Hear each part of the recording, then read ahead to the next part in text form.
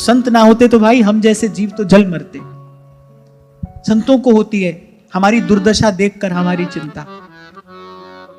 तो हम जैसे जीवों की दशा का विचार करके श्री विदुर जी ने पूछा मैत्रेय मुनि से कि महात्मन, उन लोगों के लिए मुझे बड़ा दुख, बड़ा खेद होता है, पूर्व के अत्यंत पाप के कारण, जो कभी भगवान के सन्मुख नहीं होते, जिनके कर्ण रंध्रों में कभी कभी भगवत लीला के, भगवत कथा के शब्द नहीं पड़ते, जिनकी जिह्वा पर कभी भगवान का नाम नहीं आता। काल भगवान उनके इस अमूल्य जीवन को बस काट रहे हैं और उनको इस बात की तनिक भी सुध नहीं है। और एक बड़ी सुंदर बात यहां कही कि आयुर्वृथा वाद गति स्मृति नाम। बोले मन से वो निरंतर व्यर्थ का चिंतन करते हैं, वचन से व्यर्थ वाद विवाद करते हैं और कर्म से व्यर्थ की चेष्टा करते हैं। बोले उनका जीवन इसी में जा रहा है। मनसा व्यर्थ के चिंतन में जा रहा है, वाचा व्यर्थ के वाद विवाद में जा रहा है और कर्मणा व्यर्थ की चेष्टा में जा रहा है। आप सोचो, आप किसी भी मूल्यहीन असार वस्तु को प्राप्त करने के लिए जो भी प्रयास प्रयत्न आप कर रहे हो वो सब निष्फल व्यर्थ ही तो है। अब कोई सुबह से लेकर पानी को मथने के लिए बैठ जाए, शाम तक मथता रहे, थक जाए, श्रमित हो जाए और शाम को भगवान से ये शिकायत करे कितना परिश्रम हमने किया, तुमने हमें कुछ दिया ही नहीं। पानी मथने बैठे थे, सुबह भी पानी शाम को भी पानी। अब बताओ क्या उसकी शिकायत ठीक है? ना, उस मूढ़ ने, उस अज्ञानी ने परिश्रम तो किया पर अनुचित स्थान पर किया, अनुचित रीति से किया। उसके पास उसको न सही दिशा का ज्ञान था और न सही विधि का। खाली परिश्रम तो भाई गधा भी करता है, पर सही स्थान पर उचित रीति से किया गया जो परिश्रम है वो फलदायी होता है। तो महात्मा विदुर ने कहा, बोले कुछ ऐसे भी तो अभागे जीव हैं जो मन से दिन रात व्यर्थ के चिंतन में ही लगे रहते हैं, वाणी से व्यर्थ के वाद विवाद में ही लगे रहते हैं। उनकी एक एक चेष्टा बिल्कुल व्यर्थ के लिए, असार वस्तु को प्राप्त करने के लिए वो चेष्टा करते हैं। बोले उनकी दशा का विचार करके बड़ा दुख होता है, बड़ा खेद होता है। अरे आप कृपा करिए, हम दीनों पर कृपा करिए, आप कृपा करने वाले हैं। अगर ये सार स्वरूप हरि की कथाएं छांट छांट कर हमको सुनाइए, ऐसा विदुर जी ने मैत्रेय मुनि से कहा। बोले छांट छांट कर भगवान की कथा सुनाइए माने अब कोई असार बात सुनने की मेरी इच्छा नहीं है। पहले ही कहा भाई, अनेक अनेक चर्चाएं मैं सुन चुका, लौकिक पारलौकिक, मेरे सबसे मेरा मन ऊब गया है। अब तो छांट छांट कर सार की बात आप हमको दीजिए। सब ओर से थक कर हार कर आपकी शरण में आए हैं। भगवान ने आपको मेरा गुरु बनाकर मेरे जीवन में भेजा है।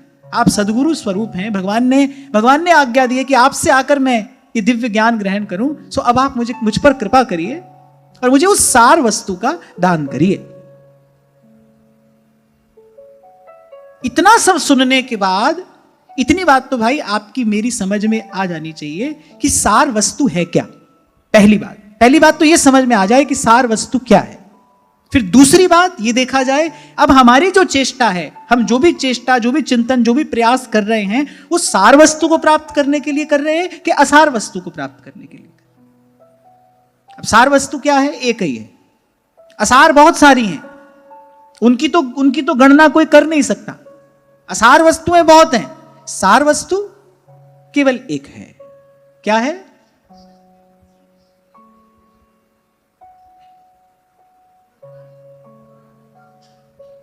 इसमें भी मुझे था कोई क्या कहेगा। इसमें भी हमारे पास बिल्कुल सीधा सटीक स्पष्ट उत्तर होना चाहिए। सार वस्तु क्या है? किसी ने कहा कृष्ण, किसी ने कहा भगवान, किसी ने क्या नहीं, सार वस्तु है भगवान के चरणों का प्रेम।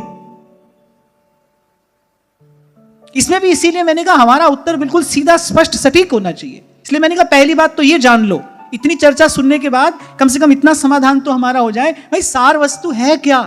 सार वस्तु क्या है? सार वस्तु है भगवान के चरणों का प्रेम। भगवत प्रेम सार वस्तु है। प्रेम के बिना तो कुछ भी सार हो नहीं सकता।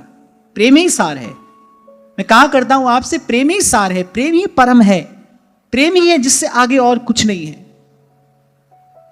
आदि मध्य अवसान प्रेम ही है, वही सार वस्तु है। उसी को प्राप्त करना, यही हमारे जीवन का लक्ष्य हो, यही हमारा उद्देश्य हो, तब तो हम हुए साधक।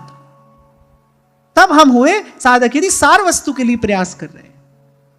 तो पहली बात तो यह निश्चित हो जाए सार वस्तु क्या है, हो गई, भगवान का प्रेम सार वस्तु है। अब देखो, अब अपने जीवन को देखो भाई, मैं जो दिन रात मैं बोलता हूं, क्या मैं भगवान के प्रेम को प्राप्त करने के लिए बोल रहा हूं? ये जो मैं दिन रात सोचता हूं, क्या मैं भगवान के प्रेम को प्राप्त करने के लिए सोच रहा हूं, या मेरा चिंतन बिल्कुल व्यर्थ का ही है, मुझे केवल भूत भविष्य की ही चिंता और शोक है? और मेरे द्वारा जो भी चेष्टा होती है, क्या उस चेष्टा से कोई संभावना है भगवान का प्रेम प्राप्त होने की? और यदि नहीं, तो फिर सोई है गंवार जिसकी ओ नहीं प्यार, नहीं पायो दरबार या नंद के कुमार को, नहीं पायो दरबार या नंद के कुमार। फिर सोई है गंवार, वो अपने आप को कुछ भी समझता रहे, पर यदि इतना नहीं जानता तो फिर कुछ नहीं जानता, और जो ये जानता है वो सब जानता है। नीति निपुण सोई चतुर सयाना, श्रुति सिद्धांत नीक ते ही जाना, सोई कवि कोविद सोई रणधीरा, जो छल छाड़ भजय रघुबीरा। जो ये नहीं जानता वो कुछ नहीं जानता, और जो ये जानता है कि मुझे क्या प्राप्त करना है, ना उपजय ना बीन से संतन सुखदाई, कहे मलू का जान के मैं प्रीत लगा। ये जो एक उदाहरण दिया ना मैंने आपको, भाई अब कोई पानी मथने बैठा है, अब शाम तक आ गया पसीना, अब कह रहा है भाई सुबह से शाम तक परिश्रम किया, मिला कुछ नहीं, किसका दोष है? विधाता का दोष है? नहीं नहीं, इसमें अपना ही दोष है। अब जो भाई संसार से सुख प्राप्त करने की चेष्टा में, चर्चा में, चिंता में लगा है, तो पानी हुई मथ रहा है, उसको मिलने वाला कुछ नहीं है। एक जन्म नहीं, अनेक जन्म, जन्म जन्म मिलेगा कुछ नहीं। इसके बाद भी आपकी रुचि है, आप करो। कल भी मैंने आपसे कहा था, कर्मण्येवाधिकारस्ते, ईश्वर ने आपको स्वतंत्रता दी है कर्म करने की, आपकी इच्छा हो आप करो। आप हमारे पास तक आए हो तो हमारा आपके प्रति इतना कर्तव्य बनता है, मैं इतनी बात आपको बता दें। इसलिए कल एक छोटा सा भाव मैंने आपको निवेदन किया था कि वो शब्द मुझे बड़ा प्रिय है कि भगवान अवधवासियों से कहते हैं, कह रहे अनारंभ अनिकेत अमानी। और मैं समझता हूं कि इतना आप और मैं प्रयास करें तो कर सकते हैं। और मुझे लगता है कि आप साधक हो, अभी 2 दिन पहले मैंने आपसे कहा सावधानी ही साधना है, तो इतनी सावधानी तो एक साधक को रखनी चाहिए कि भाई अब कोई नया बखेड़ा खड़ा नहीं करें, नया संकल्प मन ना करने पाए, नया नवीन संकल्प ना हो, और कम से कम स्वार्थपरक संकल्प तो बिल्कुल ना हो, जिसमें केवल अपने सुख की इच्छा हो, जिसमें केवल अपने ही सुख की चिंता हो। ऐसा स्वार्थपरक संकल्प तो बिल्कुल ना हो। प्रयास पूर्वक भी अपने घर के मंदिर को स्वच्छ रखते हो कि नहीं रखते? और वहां भगवान ने अर्जुन से कहा गीता जी में, हृदय से अर्जुन तिष्ठति, जो भगवान का वास्तविक मंदिर है उसको स्वच्छ रखना भी तो हमारा कर्तव्य है ना भाई। मन मंदिर भी तो स्वच्छ रखें। स्वार्थपरक कोई भी संकल्प ये मन मंदिर को दूषित करने वाला है। मन मंदिर का भी मार्जन तो हमको नित्य करना चाहिए ना। जहां भाव रूप प्रभु विराजमान रहेंगे, क्योंकि मन ही मिलावे राम से, मन ही करे फजीत, जन्म जन्म का साथी कौन है? अब जब तक भगवान नहीं मिले, जब तक मन प्रभु से नहीं मिल जाता, तब तक जीव का जन्म जन्म का साथी मन ही तो है। मन साथ आया है, साथ जाएगा, जब तक प्रभु से नहीं मिल जाते। भाई इस मन की थोड़ी संभाल तो करनी चाहिए, और उस स्थिति में तो और अधिक संभाल करनी चाहिए जब मन के पास बुद्धि ना हो। बालक समझदार हो, बुद्धिमान हो, तो मां फिर निश्चिंत हो जाती है। बालक भोला हो, बालक को व्यवहार की बहुत अधिक सूझबूझ ना हो, फिर तो भाई मां दिन रात उसकी संभाल करती है। मन के पास तो बुद्धि है नहीं, तो ऐसी स्थिति में तो भाई मन की और संभाल करनी चाहिए। और बस इतनी ही संभाल पर्याप्त है, कोई नया संकल्प हम ना करें। सब बातों को समेट कर एक आध शब्द कोई मिल जाए ना तो समझने में सरलता होती है। जैसे मैंने कहा भाई सार वस्तु क्या है, अब इतनी बात में भी आप लोगों ने अनेक अनेक उत्तर दिए। किसी ने कहा कृष्ण है, किसी ने कहा गुरु है, किसी ने कहा भगवान है। नहीं, सार वस्तु भगवान का प्रेम है। पहले इतनी बात स्पष्ट हो जाए। जैसे मैंने आपसे कहा पाप क्या है, तो अपने आप को देह समझना पाप है। भूल क्या है, संसार से सुख की आशा लगाना भूल है।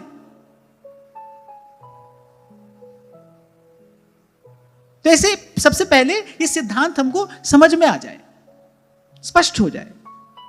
तो मुझे लगता है भाई इतना तो करो, इतना तो करो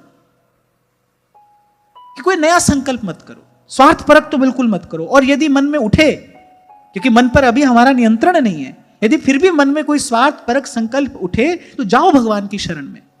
श्री डोंगरे जी महाराज जी बात कहा करते थे, बोले किसी समय यदि मन न आए हाथ में और मन की चंचलता बहुत अधिक बढ़ जाए, तो बोले ऐसी स्थिति में गुरु निकट हो तो गुरु की शरण में जाओ, संत की शरण में जाओ, ये तो भगवान की शरण में जाओ। भगवान की शरण में जाओ अर्थात भगवान के नाम का आश्रय लो, भगवान से प्रार्थना करो, भगवान की स्तुति करो। आप देखो अभी अभी आज ये प्रसंग आगे आएगा कि जब कोई समाधान नहीं मिलता देवताओं को भी क्या करते हैं, जहां है वहीं पर खड़े रहकर भगवान की स्तुति करते हैं, उन परम देव को प्रसन्न करने का प्रयास करते हैं, गुण गाते हैं भगवान का, भगवान के नाम का कीर्तन करते हैं, भगवान का गुण गाते हैं, भगवान की स्तुति करते हैं। होता क्या है, कहीं ना कहीं वो प्रकाश की किरण फूट पड़ती है, मार्ग दिखाई पड़ने लगता है। ऐसे ही हमारी दशा भी है भाई, यहां तक आ गए, अब अगला पग कहां धरना है, कभी कभी नहीं सूझता है, नहीं दिखाई पड़ता है। तो ऐसी स्थिति में प्रार्थना करो भगवान से। मन कभी बहुत चंचल हो रहा हो, नहीं संभल रहा हो, संत की शरण में जाओ, गुरु की शरण में जाओ, भगवान की शरण में जाओ। संत की शरण में जाना क्या है, सत्संग संत की शरण में जाना है। गुरु की शरण में जाना क्या है, गुरु से जो नाम मिला है उस नाम को जपना, ये गुरु की शरण में जाना है, गुरु की शरण में रहना है। भगवान की शरण में जाना क्या है, भगवान के नाम का कीर्तन, भगवान की स्तुति, भगवान से प्रार्थना, ये भगवान की शरण में जाना है। मैं प्रत्यक्ष रूप से कहीं किसी मंदिर या तीर्थ में जाने की बात नहीं कर रहा हूं, जहां आप हो भगवान वहीं पर विराजमान है।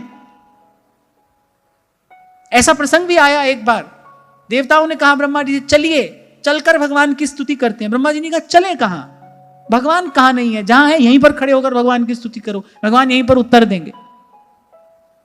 दौड़ धूप छोड़ो सखी, संत कहते हैं, अरे सब बाहर की दौड़ धूप छोड़ो, अंतर के पट खोल रे तो है पिया मिलेंगे, अंतर के पट खोल। तो इसीलिए भले आपको मैंने थोड़ा डांट डपट कर कहा, पर बात तो मैंने अच्छी ही कही ना, कि भाई संत मिले सार की बात पूछो, संत मिले उनसे सार की बात जानने का प्रयास करो। विदुर जी ने यही कहा महामुनि मैत्रेय से, अब हम सार की बात सुनाइए, मेरी कथाएं तो अनेक अनेक हैं, आप हमको छांट छांट कर पवित्र कीर्ति, भगवान की कीर्ति सुनाइए, भगवान की लीला सुनाइए, सार वस्तु का आप हमको दान करिए। और मुझे लगता है गुरु मिल गए, संत मिल गए, उसके बाद भी व्यर्थ के चिंतन में हमारा मन उलझा है, फिर जो वस्तु भगवान ने कृपा करके हमको दी, हमने उसका क्या लाभ लिया। ध्यान रखना, अभी आपसे मैंने कहा सार की वस्तु एक है और असार अनित्य वस्तुओं की गिनती नहीं है, वो अनेक अनेक हैं। ऐसे सार की बात बड़ी थोड़ी है, असार की बातों का कोई अंत नहीं है, आज तक नहीं आया, आगे कैसे आ जाएगा। और फिर वैसे भी अंधेरा अंधेरा करते, अंधेरे को गाली देते, हाथ में लाठी डंडा लेकर अंधेरे से लड़ते तो अंधेरा दूर नहीं होता, नहीं होता, उसके लिए तो दीपक जलाना पड़ता है।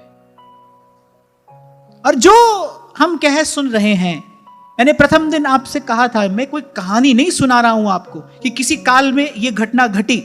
यह घटना घटी क्यों घटी, आपको और मुझे यह घटना क्या कह रही है, और अगर आपको और मुझे कुछ कह नहीं रही है, आपके मेरे कोई काम की बात इसमें नहीं है, फिर हम इसमें समय दे क्यों रहे हैं।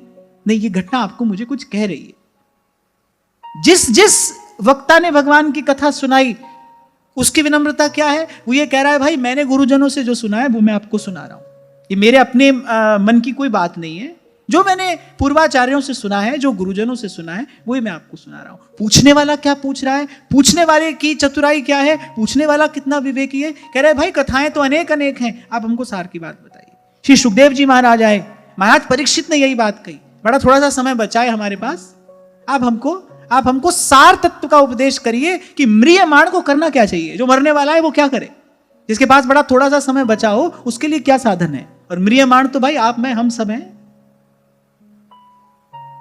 कान लगाकर सुनोगे तो ये कथाएं आपसे मुझसे भी कुछ कह रही हैं, ये आपको और मुझे भी कुछ सिखा रही हैं। ये जो शब्द हैं ये आपके मेरे जीवन को एक आकार देने के लिए है, जैसे कुम्हार होता है ना, अंदर हाथ सहारा देता है, बाहर चोट मारता है, किस लिए? पात्र को एक आकार देने के लिए। पात्र सुघड़ होगा, सुंदर होगा तो मंगल कलश बनेगा, उसमें जल भरकर उससे देवता का स्नान अभिषेक कराया जाएगा। तभी कबीर कहते हैं, गुरु कुम्हार शिष्य कुंभ है, घड़ घड़ काढ़े खोट, अंदर हाथ सहारा दे, बाहर मारे चोट। कुम्हार आकार देता है। ये जो शब्द हैं, इसमें कुछ हमको अच्छे लगेंगे, कुछ हमको कठिन लगेंगे, कुछ हमको अरुचिकर लगेंगे।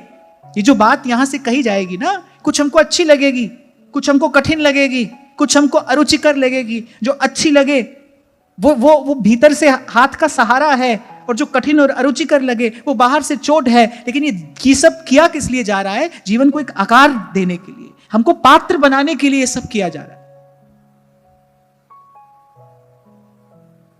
कि हम पात्र बने और भगवान की कृपा ठहरे। उस दिन में मैंने आपसे कहा, भगवान को कहीं से आना थोड़ी है भाई, भगवान को मिलना थोड़ी है, भगवान तो नित्य प्राप्त हैं, हमें पात्र बनना है। ये सारी प्रक्रिया स्वयं को पात्र बनाने के लिए है। इसलिए मैंने कहा, कुछ अच्छा लगेगा, कुछ कठिन लगेगा, कुछ अरुचिकर लगेगा, पर सबको यथावत स्वीकार करना पड़ेगा। अरे हमारे यहां पहले जो भोजन भी परोसा जाता था ना, उसमें षटरस होते थे। मीठा भी होता है, मीठा भी होगा, नमकीन भी होगा, उसमें कुछ कड़वा भी होगा, उसमें कुछ कसैला भी होगा, तभी भोजन को पूर्ण भोजन माना जाता है। उसमें सब रस होंगे, तभी भोजन में सब गुण होंगे। इसलिए जो यहां भी कहा जा रहा है, इन शब्दों में भी कुछ मीठे होंगे, मधुर होंगे, कुछ थोड़े कठोर भी होंगे। जो अनुशासनात्मक शब्द हैं वो कठोर होंगे। और ये तो जीव का सहज स्वभाव है ना भाई, क्योंकि जीव प्रमादी है, ये उसका सहज स्वभाव है। अनुशासन संबंधी कोई भी बात ये उसको सीधे सीधे अच्छी नहीं लगेगी। पर भाई हम मनुष्य हैं, भगवान ने हमको योग्यता दी है। हम केवल सरल के लिए नहीं बने, हम कठिन के लिए भी बने। हम केवल सरल के लिए नहीं बने हैं, हम कठिन के लिए भी बने हैं। पशु के पास ऐसी योग्यता नहीं है कि रसोई में भोजन बना कर पा सके।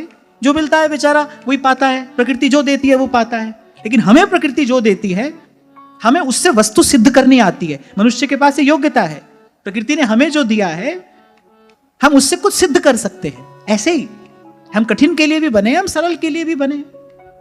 और मुझे तो लगता है कि सरल को कठिन कर ले, यही मनुष्य की क्षमता है, जो दुर्गम को सुगम कर ले, जो किसी भी प्रकार से नहीं पाया जाता।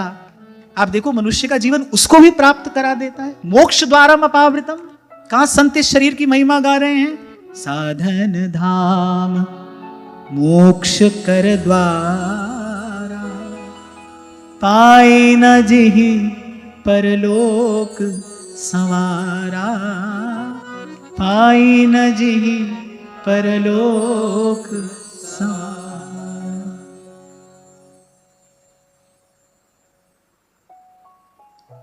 तो मैत्रेय मुनि जी ने उत्तर देना आरंभ किया। सबसे पहले तो प्रसन्न हो गए। देखो कितना सुंदर प्रश्न आपने हमसे पूछा। आपका प्रश्न भगवान से संबंधित है, आपका प्रश्न भगवान की कथा से संबंधित है। इसलिए आपको मैंने अभी निवेदन किया, श्रीमद् भागवत में जितने वक्ता और श्रोता आप देखेंगे, आप दर्शन करेंगे, वक्ता की अपनी विनम्रता है, श्रोता बड़ा विवेकी है, वक्ता बड़ा विनम्र है। वक्ता कह रहा नहीं भाई मैं अपनी बात नहीं कह रहा हूं, ये सब प्रसाद है, गुरुजनों का प्रसाद है। और श्रोता बड़े विवेक से पूछ रहा है, बड़े विवेक से पूछ रहा है, नहीं भाई हमको सार बात बताइए। तो मैत्रेय मुनि बड़े प्रसन्न हो गए, बोले देखो, मैत्रेय मुनि ने विदुर जी से कहा कि विदुर जी आप सच में संत हैं। क्यों? क्योंकि आपका कल्याण तो हो चुका है, हम जानते हैं। जिसकी चिंता भगवान करते हो उसके कल्याण में क्या संदेह है। अपने धाम को जाने से पूर्व श्री कृष्ण मुझे आज्ञा देकर गए थे कि मैं आपको ये दिव्य ज्ञान प्रदान करूं। उस समय मैंने भगवान के हृदय में आपके लिए जो करुणा और स्नेह देखा, मैं उसे देखकर धन्य हो गया। आप धन्य हैं विदुर जी कि श्री कृष्ण आपकी इतनी चिंता करते हैं। तो आपका कल्याण तो हो गया है। आपने ये पूछा किस लिए? आपने ये इसीलिए पूछा ताकि इस उत्तर के माध्यम से जन जन का कल्याण हो सके। आपका प्रश्न बड़ा सुंदर है। सबसे पहले तो हम आपके प्रश्न का आदर करते हैं, आपके प्रश्न को प्रणाम करते हैं।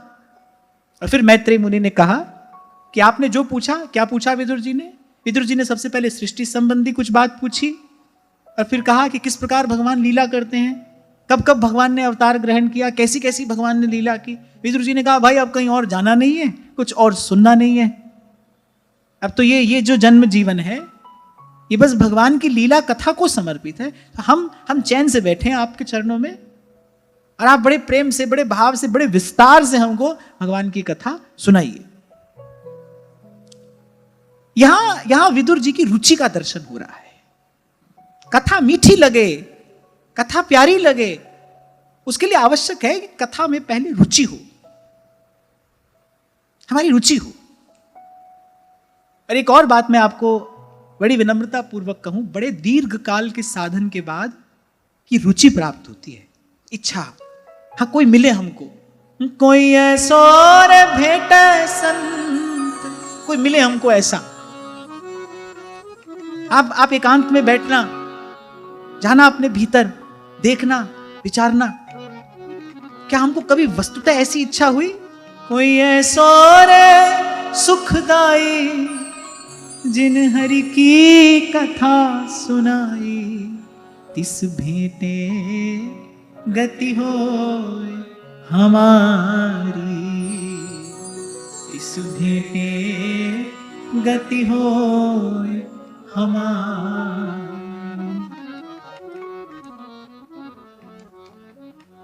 विदुर जी को रुचि है, भाई बड़े बड़े विस्तार से हमको सुनाइए, भगवान की कथा सुनाइए। तो मैत्रेय मुनि ने कहना आरंभ किया। मैत्रेय मुनि ने एक रहस्य की बात बताई। ये जिस सृष्टि का आप दर्शन कर रहे हैं, ब्रह्मा जी ने इसकी रचना की, पर ब्रह्मा जी की सृष्टि रचना से पूर्व भी एक घटना घटी थी कि ये जो पंच महाभूत हैं, ये महतत्व, अहंकार आदि जो सब हैं, इन्होंने सब ने सृष्टि बनाने का प्रयास किया, लेकिन ये सब अलग अलग होकर, रहकर बोले सृष्टि का निर्माण कर नहीं सके। ऐसे आपको कुछ दिन पूर्व मैंने एक उदाहरण दिया था कि भाई मान लो लड्डू बनाने में 4 चीज लगती है, तो चारों चीज हो लेकिन लड्डू बनाने वाला ना हो, तो भाई वो 4 चीज तो जड़ है ना, वो चारों मिलकर तो लड्डू नहीं बना सकते। उसके लिए कोई बनाने वाला चाहिए, और बनाने वाला भी कैसा? जिसको लड्डू बनाने की विधि आती हो, जिसको व्यंजन सिद्ध करने की कला आती हो, ऐसा कोई एक बनाने वाला चाहिए। जितने भी ये जड़वाद को मानने वाले हैं कि नहीं भाई कोई परमात्मा नहीं है, मैं कहता हूं थोड़ा सा अपने जीवन के निकट आकर देखो, आपको चेतन तत्व की महिमा का दर्शन हो जाएगा। एक हवाई जहाज 500 लोगों को बैठाकर यहां से वहां ले जाता है। नहीं, हवाई जहाज नहीं ले जाता है, लेकर तो कोई मनुष्य ही जाता है। हवाई जहाज स्वयं चलकर तो जाता नहीं है, उसको बनाने वाला भी कोई है, उसको चलाने वाला भी कोई है, वो बिगड़ जाए तो उसको सुधारने वाला भी कोई है। जड़ वस्तु कितनी भी उत्कृष्ट क्यों ना हो, पर भाई उसके मूल में तो चेतन ही है ना, उसके मूल में तो कोई चेतन है, कोई करने वाला है, कोई रचने वाला है, कोई संभालने वाला है।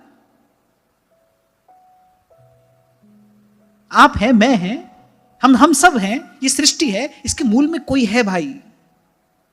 श्रीमद् भागवत में आद्योपांत सब जिज्ञासाओं का समाधान है, इसमें सब प्रश्नों का उत्तर है।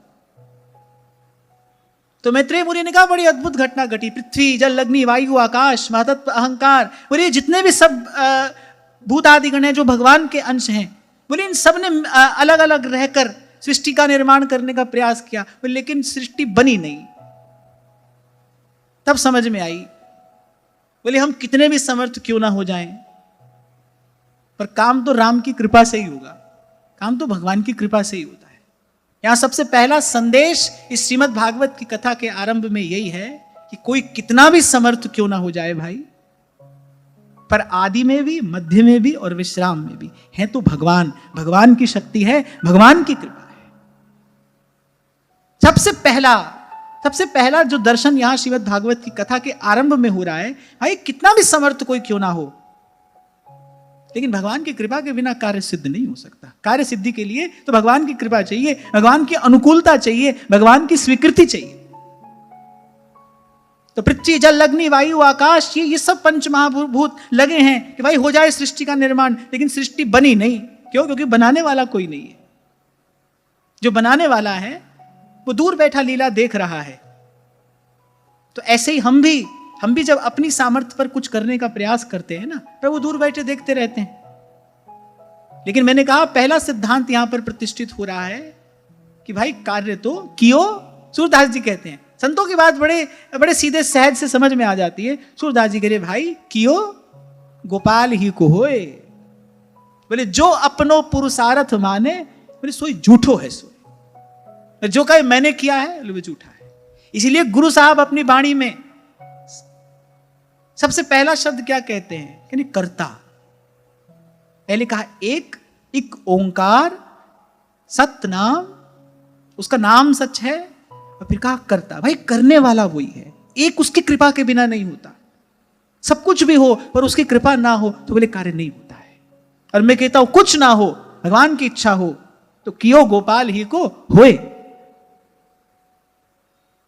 इसीलिए भी थोड़ी देर पहले मैंने आपसे कहा ये एक श्लोक कुछ कह रहा है। एक तो इसका अभिधा अर्थ है, श्लोक का एक श्लोकार्थ है, एक उसका भावार्थ है, एक उसका गूढ़ार्थ है। एक तो श्लोक का अर्थ है, सीधा अर्थ है, एक उसका भावार्थ है, एक उसका गूढ़ार्थ है। तो यहां ये गूढ़ार्थ प्रकट हो रहा है कि पृथ्वी है, जल है, अग्नि है, वायु है, आकाश है, सब है, लेकिन संसार नहीं है। क्यों? क्योंकि बनाने वाला नहीं है। ये सब देख विचार कर संतों ने कहा भाई सब हो पर कियो गोपाल ही को हुए। इसलिए कोई भूल से अपने आप को कर्ता न समझे, अपने आप को कर्ता न माने। ब्रह्मा जी ने यही प्रार्थना तो भगवान से की, प्रभु सृष्टि की रचना तो मैं करूं आपकी कृपा से, आपकी आज्ञा से, पर कहीं मैं अपने आप को सृष्टि को बनाने वाला ना मान बैठूं। सृष्टि को बनाते हुए मैं कहीं अपने आप को बनाने वाला ना मान बैठूं। आपकी कृपा रहे और मुझे इस बात का सदा स्मरण रहे कि करने वाले आप हैं। आप सोचो इतनी सी बात हमारे जीवन में आ जाए तो आप देखो कितने अनर्थ हमारे जीवन से दूर हो जाएं। अपने आप को कर्ता मानकर ही तो हम जग जंजाल में फंसते हैं। हमने तुम्हारे लिए किया, तुमने हमारे लिए क्या किया? अरे भाई ना हमने किया, और जब हमने किया नहीं तो फिर हमको आशा क्यों है? आप देखो सारी बात यहीं पर समाधान हो जाए। हम इतनी सी बात मान ले, स्वीकार कर लें, भाई करने वाले ने किया है। संत इसी भाव को अपने जीवन में उतार लेता है और दिन रात मौज में रहता है, आनंद में रहता है। तभी तो ये पंक्तियां मुझे इतनी प्यारी है, मैं बार बार गाता हूं। देत लेत है आप ही पलटू पलटू सो। बड़े प्रसिद्ध महापुरुष थे ये पलटू साहब, अयोध्या के पास के रहने वाले। बड़ी प्रसिद्धि, बड़ा यश। जैसे काशी में कबीर होता था, ऐसे यहां लोग पलटू पलटू कहते थे। और ये अपनी कुटिया में बैठे बैठे हंसते थे। बोले देखो कोई दे रहा है, कोई ले रहा है। देत लेत है आप ही पलटू पलटू सो। फिर कह रहे हैं भाई पलटू पलटू सोर, अब क्या करें? पलटू पलटू सोर राम की ऐसी इच्छा, कौड़ी घर में नहीं आप मैं मांगू भिक्षा। बोले देखो हमारे घर में फूटी कौड़ी नहीं है, और कोई कहता है कि आपके आशीर्वाद से मेरा भंडार भर गया। तो क्या करे राम की ऐसी इच्छा, कौड़ी घर में नहीं आप मैं मांगू भिक्षा। अदना के सिर छत्र पैज की करे बढ़ाई। क्या करूं मेरे साहेब का स्वभाव ऐसा है। अरे अदना के सिर छत्र, जहां की कृपा पंगुगिरी लंघे और रंक चले सिर छत्र धराई। अदना के सिर छत्र पैज की करे बढ़ाई। राई पर्वत करे करे पर्वत की राई। मैं आपको बताया था ना, ये बात एक महात्मा ने कही थी। किसने पूछा? बोले ठाकुर जी दिन भर करते क्या है? बोले यही करते हैं। राई पर्वत करे करे पर्वत की राई। लीला अगम अपार सकल घट अंतर जामी। खाए खिलाए आप देत हमको बदनामी। मुँह से भया न होएगा साहिब करता मुँह। देत लेत है आप ही पलटू पलटू सो। अब बताओ ये आपकी मेरी कहानी है कि नहीं? हम बार बार संसार से निराश क्यों होते हैं? क्योंकि हमको आशा है। आशा क्यों है? हमको लगता है भाई हमने किया, हमको नहीं मिला। बताओ ऐसा है कि नहीं? ऐसा है ना। संसार से निराश होने का कारण क्या है? संसार से आशा। संसार से आशा क्यों है? हमको लगता है भाई हमने किया, हमको नहीं किया। माता पिता वृद्ध हो गए, बालक चला गया, माता पिता को बड़ी निराशा हुई क्योंकि बालक से सेवा की आशा थी। क्यों आशा थी? भाई हमने पैदा किया, हमने पाला पोसा, हमने बड़ा किया, हमको कुछ नहीं मिला। हाँ ठीक है, व्यवहारिक दृष्टि से देखो तो सब ठीक है, पर मैंने कहा एक व्यवहारिक सत्य है, एक पारमार्थिक सत्य है। पारमार्थिक सत्य की दृष्टि से देखो तो भाई नहीं, किया ही किसी और ने, करने वाला कोई और है। इसी को तो कहते हैं त्वदीयम वस्तु गोविंद तुभ्यमेव समर्पय। करते चलिए, लेकिन भगवान को निवेदन करते चलिए, अपनी गांठ में रखो मत। अपनी गांठ में तो एक बस हरि नाम का हीरा रहे, बस उसको बांधो, बाकी कुछ अपने पास मत रखिए। कभी कभी कोई कहने वाला काम की बात कह देता है सीधे सरल शब्दों में। वो कहता है कि सफर का मजा लेना है तो फिर सामान कम रखिए, फिर आपके पास सामान कम हो, आपकी गठरी बड़ी भारी ना हो। यदि सफर का मजा लेना है तो सामान कम रखिए। अब है तो भाई हम भी एक सफर पर ना, हम भी तो एक सफर पर है, हम भी तो एक यात्रा पर है। आपको लगता हो कि भाई नहीं हमारा तो ये रहन बस ही रहा है, तो बड़ी भूल है। वस्तुतः तो हम यात्रा पर हैं, अगर सफर का मजा लेना है फिर सामान कम रखिए। अच्छा, इस बात से थोड़ा लाभ मैंने अपने व्यवहारिक जीवन में भी लिया। एक समय था जब मुझे बहुत यात्रा करनी पड़ती थी, तब मैंने जिस दिन ये बात पढ़ी, मैंने कहा भाई आज के बाद कहीं भी जाएंगे पर एक से अधिक बैग अपने पास में नहीं होना चाहिए, एक ही होना चाहिए। जो सामान ठूसना हो उसी में ठूस लो, एक इधर से पकड़ो, एक इधर से, एक किसी को पकड़ाओ, तो ये तो बड़ा मन बिखरता है। तो मैंने कहा भाई ये अच्छी बात है, इस बात से कुछ सीखना चाहिए। सफर का मजा लेना है फिर सामान कम रखिए, और जिंदगी का मजा लेना है फिर अरमान कम रखिए। अरमान माने आशा, फिर जीवन का सुख लेना है। आशा एक राम जी से दूजी आशा छोड़ दे।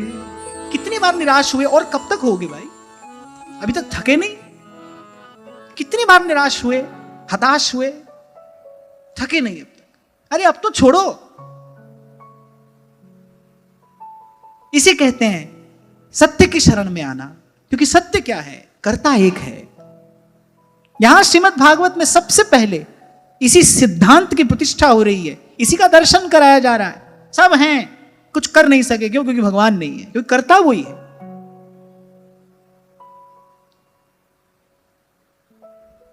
और महाराज वाणी में एक बड़ी सुंदर बात कहते हैं जो ब्रह्मांड है सोई पिंड है, जो खोजे सो पावे। जो ब्रह्मांड है सोई पिंड है, जो बाहर हो रहा है वही भीतर भी हो रहा है, जो खोजे सो पावे। ये जो घटना कहीं घटी, ये कहीं हमारे जीवन में भी तो घट रही है। खोजोगे तो बूझोगे। जिन खोजा तिन पाई या गहरे पानी पैठ। खोजोगे तो बूझोगे। कबीर बड़ी सुंदर बात कहते हैं, कह रहे ऐसे तो जो जीवन का सत्य है, सिद्ध समाद अंत नहीं पाया, लाग रहे सरनाई। ठाडा ब्रह्मा निगम उचारे, अलख न लख्या जाए। फिर समाधान क्या है? तत् तेल नाम किया बाती, दीपक दे उजियारा। जोत लाए जगदीश जगाया, बूझे बूझन हारा। जी गोपाल तेरा हारता, जी दयाल तेरा हारता। तो खोजोगे तो बूझोगे। ये उत्तर मिलता है यहां से। आप करता नहीं हो, आप जब अपने आप को करता मानोगे तब तो दुख उठाना पड़ेगा। और करने को हम विवश हैं, किए बिना नहीं रह सकते। शरीर से नहीं करोगे तो मन चिंतन आदि व्यापार में लगा है, फिर करें क्या? तदीयम वस्तु गोविंद तुभ्यमेव समर्पये। करते जाइए, भगवान के चरणों में निवेदन करते जाइए। ये जगन्नाथ की वास्तविक पूजा है। सुंदर कर्मों के पुष्प प्रभु के चरणों में सतत निवेदन किए जाएं। सुंदर सुंदर कर्मों के पुष्प चढ़ाइए भगवान के चरणों में, निवेदन करते चलिए। तो मैत्रेय मुनि ने कहा कि भाई जब नहीं हो पाई उन सब से सृष्टि रचना, तो अभी थोड़ी देर पहले मैंने आपको निवेदन किया, फिर एक उपाय है। फिर भाई भगवान की ओर देखो। फिर देवताओं ने, उन सब ने जाकर, पृथ्वी ने, जल ने, अग्नि ने, वायु ने, आकाश ने, ये सब भगवान का ही अंश है। एक और बात यहां पर बड़े ध्यान देने की है कि ये जो सृष्टि है, ये जिस सामान से बनी है ना, उस सामान के रूप में भी भगवान ही है। पवन गुरु पाणी पिता माता तरत महत। पवन गुरु पाणी पिता माता तरत महत। सत्य के अंजन से नेत्रों को आंजने के बाद ये दिव्य दृश्य दिखाई पड़ता है। मैं फिर दोहरा रहा हूं, सत्य के अंजन से नेत्रों को आंजने के बाद ये दिव्य दृश्य दिखाई पड़ता है। और जो थोड़ी देर पहले मैंने आपसे कहा ना कि अनन्य कौन है, वो नहीं जो दूसरा देख नहीं रहा, वो जिसको दूसरा दिखाई नहीं पड़ता। इसके लिए अब कोई दूसरा है नहीं। मीरा जी की इस पंक्ति में दोनों बातें हैं। जब वो कहती है ना मेरे तो गिरधर गोपाल दूसरों ना कोई, इसमें अनन्य प्रेम भी है और इसमें कहीं ना कहीं मीरा जी का दिव्य ज्ञान भी परिलक्षित हो रहा है। वो कह रहे श्री कृष्ण के अतिरिक्त दूसरा है कौन? कौन है दूसरा? कल ही शंभू जी मेरे से बात कह रहे थे कि जब आप कभी ये प्रसंग सुनाते हैं ना कि मीरा जी ने पहले ही दिन कुल देवी को प्रणाम नहीं किया, तो बहुत लोग ये समझ लेते हैं कि भाई हम तो अब राधा वल्लभी हो गए, हमको अब किसी को प्रणाम क्यों करना है। वस्तुतः मीरा जी ने कुल देवी को प्रणाम करने का निषेध नहीं किया था। मीरा जी ने अस्वीकृति इसलिए नहीं दी थी कि मुझे किसी को प्रणाम नहीं करना है, क्योंकि सास ने पहले ये कहा कि यहां प्रणाम करने से तुझे ये मिलेगा। मीरा जी ने कहा मुझे ये व्यापार किसी के साथ में नहीं करना है। अरे भक्त का हृदय तो कैसा है, सिय राम मैं सब जग जानी, करऊं प्रणाम जोरी जुग पानी, करऊं प्रणाम जोरी जुग पानी। जो अपने हाथ में आए हुए विष के प्याले में गिरधर गोपाल देख रही है, वो क्यों किसी देवी देवता का अनादर करने लगी? नहीं, यहाँ किसी देवी देवता का अनादर नहीं है, यहां वस्तुतः सकामता का अनादर है। व्यास जी लिखते हैं अपनी वाणी में, मरे में जिन मेरे गणेश पुजायो। व्यास जी कोई गणेश जी का अनादर नहीं करने, वो जो उन लोगों की जो सकामता है, व्यास जी उसकी निंदा करें, सकामता की निंदा है, इस वृत्ति की निंदा है। ये वृत्ति निंदनीय है, ये त्याज्य है। अरे संसार मिला उससे भी व्यापार करते रहे, भगवान मिले उनसे भी व्यापार करोगे, संत गुरुजन मिले उनसे भी व्यापार करोगे, तो कहीं तो आकर हमारी उन्नति हो, कहीं तो आकर हमारी गति हो। यही बात तो विदुर जी ने कही मैत्रेय मुनि से कि मुझे जीव की बड़ी चिंता है, कैसे इनकी गति होगी। बोले जन्म जन्म से आयुर्वृथावाद गति स्मृति नाम, जन्म जन्म से उसी व्यर्थ के चिंतन में, उसी व्यर्थ की चेष्टा में, उसी व्यर्थ के वाद विवाद में जीव लगा है। बार बार वही करता है, पिसे पिसाए को पीसता है। कहते हैं कि ऊंट कटीली झाड़ियां भी खा लेता है, और जब वो उसको चबाता है तो उसके मुख के भीतर रक्त स्राव होता है। ऊंट को लगता है कि ये रस मुझे मिल रहा है, वो उसका स्वयं का रक्त ही है, लेकिन उसको लगता है कि ये बड़ा सुंदर रस मुझे मिल रहा है। यही जीव की दशा है। उसको लगता है मैंने सुख भोगा, नहीं, किसी ने सुख नहीं भोगा, विषय भोग जाता है मनुष्य को। यहां कहा फिर उसकी आयु नष्ट हो जाती है, उसका अमूल्य जीवन उसके हाथ से चला जाता है। अंत में उसके हाथ क्या आता है? केवल उन्हीं विषयों की बढ़ी हुई तृष्णा। जो सुख भोगे उन्हीं की तृष्णा बढ़ी, उन्हीं की लालसा बढ़ी, उन्हीं की वासना बढ़ी। इसलिए व्यास जी कहते हैं कृष्ण शरण गए तृष्णा जयी है। कृष्ण शरण गए तृष्णा जयी। यही बात आपसे कह रहा हूं भाई कि जब यहां थे तब भी यही कर रहे थे, अब संत गुरुजन मिले वहां तो ये नहीं करेंगे ना, वहां तो इससे मुक्त होने का प्रयास करेंगे। तभी तो महाप्रभु जी ने सुधानिधि में कहा अलम विषय वार्तया नरक कोटि विभत्सया। अरे वो कह रहे हैं कि जब मैं श्रुतियों की कथा को व्यर्थ का परिश्रम बता रहा हूं और तुम यहां विषय की वार्ता लेकर आए हो। वृथा श्रुति कथाश्रमो बत विभेमि कैवल्यतः। केवल एक ही शब्द तो महाप्रभु जी ने कहा अलम विषय वार्तया, बस ये बात ना की जाए। एक छोटा सा संकेत महाप्रभु जी ने स्फुटवाणी में कर दिया, परधन परतीय बंचू। अब समझने वाला भाई इसमें समझ ले कि इसमें क्या क्या कह दिया गया है। वक्ता कितना भी चतुर क्यों ना हो, इन श्रोता के मन में खटपटी चल रही है तो कहां से उसको ज्ञान हो जाएगा भाई, कहां से हो जाएगा। आप और मैं दोनों जब तक एक धरातल पर नहीं आएंगे, तब तक आपके और मेरे मिलने को संग नहीं कह सकते। आप और मैं इसे सत्संग कहते हैं, लेकिन जब तक आप और मैं एक धरातल पर नहीं आएंगे, तब तक आपका और मेरा संग नहीं हुआ। मैं आया आकर चला गया, आप आए आकर चले गए। इसलिए 2 दिन पहले मैंने आपसे कहा था, यहां आने से पहले थोड़ी तैयारी चाहिए, थोड़ा झाड़ फूक कर आओ अपने मन मंदिर को, कि भाई क्या मालूम आज भाव रूप प्रभु हमारे हृदय में विराजमान हो जाए। कोई तो दिन ऐसा आएगा ना भाई, कोई तो दिन ऐसा आएगा जिस दिन इस शब्द का प्रकाश हमारे उर अंतर में हो जाएगा। वो कोई दिन होगा, अब कौन सा होगा ये नहीं कहा जा सकता। शबरी जी नित्य मार्ग बुहार रही हैं, नित्य फल ले आती हैं, भाई कोई दिन तो राम आएंगे। पंथ निहारती हैं, डगर बुहारती, भाई किसी दिन तो राम आएंगे, किसी दिन तो प्रतीक्षा पूर्ण होगी। और हम तो भाई हितोपासक हैं, इस उपासना में तो प्रतीक्षा ही पुरुषार्थ है, हमको प्रतीक्षा ही करनी है। अब वृंदावन में आकर पड़े हैं भाई, ठाकुर जी की लीला का गान कर रहे हैं, कोई तो घड़ी होगी, कोई तो दिन होगा जब हमारे भीतर भी इस भाव का प्रकाश हो जाएगा। तो थोड़ी तैयारी के साथ यहां पर आना चाहिए, थोड़ा सजग सावधान होकर यहां पर बैठना चाहिए।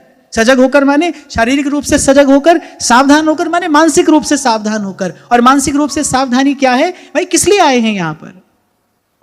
बार बार जब से ये वार्ता आरंभ हुई, महाराज परीक्षित ने यही बात कही, शौनकादि ऋषियों ने सूत जी से यही बात कही, अब विदुर जी ने मैत्रेय मुनि से यही बात कही, भाई आप मिले हैं, यहां वहां की बात तो यहां वहां होती रहती है, आप मिले हैं तो सार की बात करिए, आप मिले हैं तो भगवान की बात करिए, आप मिले हैं तो कुछ ऐसी बात करिए जिससे भगवान का प्रेम हमारे हृदय में उदय हो, प्रभु के प्रेम का प्रसाद मिले। तो मैत्रेय मुनि ने कहा भाई जब कोई मार्ग नहीं सूझ पड़ा, तो उन सब ने भगवान से प्रार्थना की, भगवान की स्तुति की। अब ये जो स्तुति है, इसमें अनेक प्रकार से इन देवों ने भगवान के श्री चरणों का आराधन किया। बड़ी दिव्य, बड़ी सुंदर स्तुति है। एक एक श्लोक हृदय में भगवान के चरणों के प्रेम को, भक्ति भाव को बढ़ाने वाला है।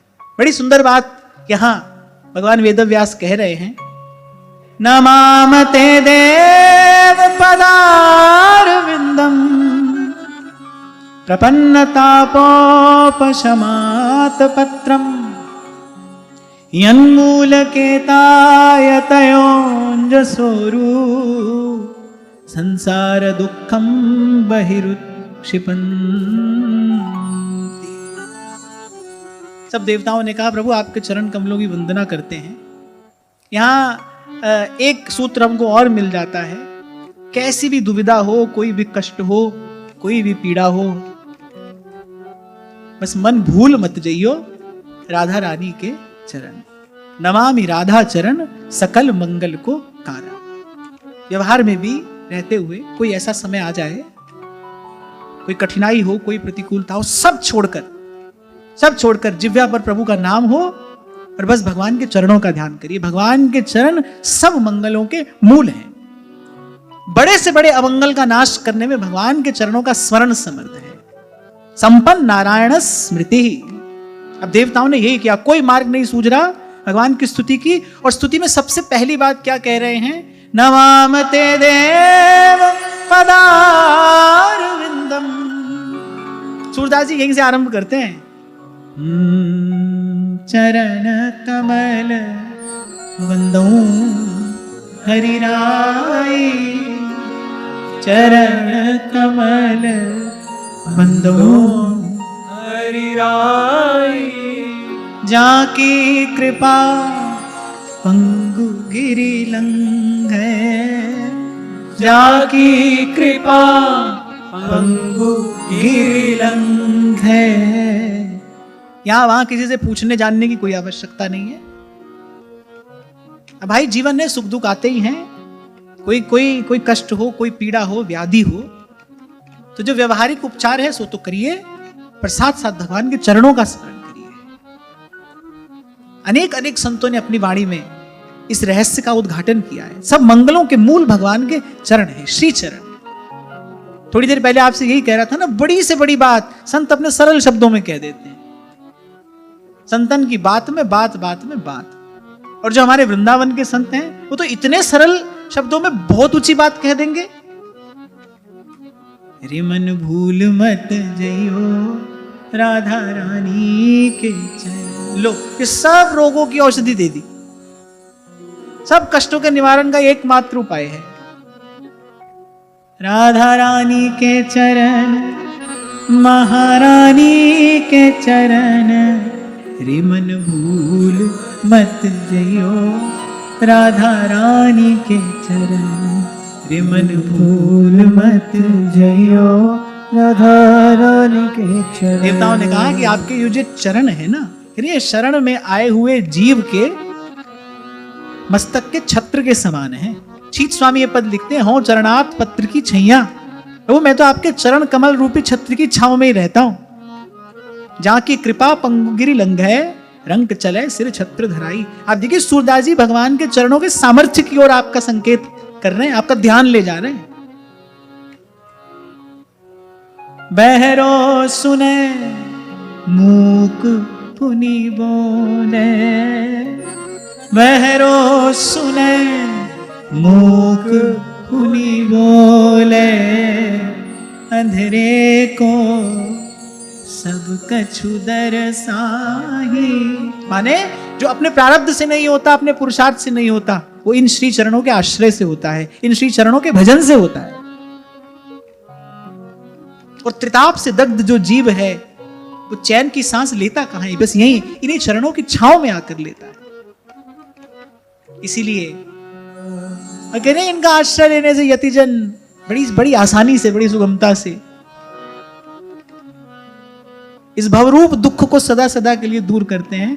अरे आपके उन चरणों के आश्रित हैं, आपके उन चरणों को प्रणाम करते हैं, बार बार प्रणाम करते हैं। ये बड़ी कृपा है श्रीमद् भागवत की। हम कहते सुनते कहीं और पहुंचेंगे और फिर श्रीमद् भागवत फिर से लाके श्री कृष्ण के चरणों में हमारा मन डाल देंगे। मन को मधुकर कर देती है श्रीमद् भागवत की कथा। मधुकर भमरा, उसका एक नाम मधुव्रत भी होता है, उसको मधु का ही व्रत है। और मधुर शब्दों में मैं कहूं तो इस मन को मधुकर बनाने के लिए साथ है, मन भंवरा हो जाए। प्रभु के चरण कमलों का भंवरा। मन भंवरा थारे चरण कमल सो आलिपटायो जी, नाथ थारी सरनी आयो जी। ये इतना जो बिखरा हुआ मन है उसको वो सिमटे, उसके लिए पहले उसको एक स्थान, एक लक्ष्य देना पड़ेगा ना, कोई आधार देना पड़ेगा, अधिष्ठान देना पड़ेगा। प्रभु के चरणों से सुंदर और कोई अधिष्ठान नहीं हो सकता। कभी पहले भी मैंने आपको कहा था, रूप ध्यान यदि करना है तो हमको आरंभ श्री चरणों के ही ध्यान से करना है। ये संतों भक्तों का अनुभव भी है और हमारे आचार्य का तो हार्द है। जागृत स्वप्न सुषुप्तिषु स्फुरतु में राधा पदाब्जच्छटा। प्रियालाल की लीला का गान करते करते भी महाप्रभु बार बार यही तो कहते हैं, द्वंद्वेशी वृषभानु नंदिनी सदा वंदे तव श्री पदम।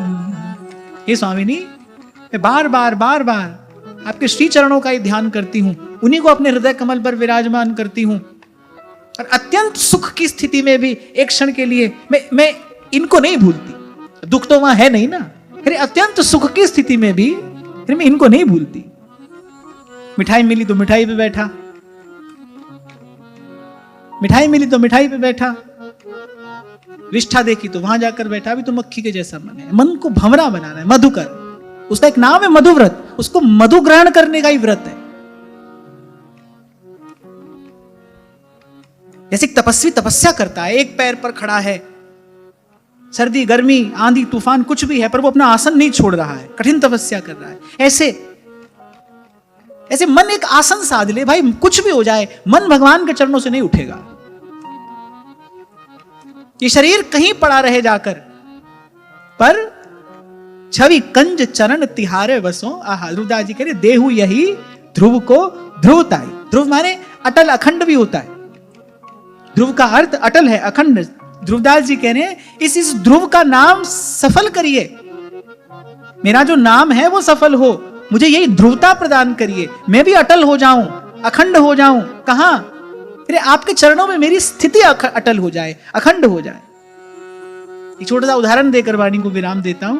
व्यक्ति जब साइकिल चलाना सीखता है तो साइकिल के दोनों तरफ वो छोटे छोटे पहिए लगे रहते हैं ना। ये मैंने सीखी थी, तब मैं अपनी बात बता रहा हूं, किस लिए भाई गिर नहीं जाए, चोट नहीं लगे।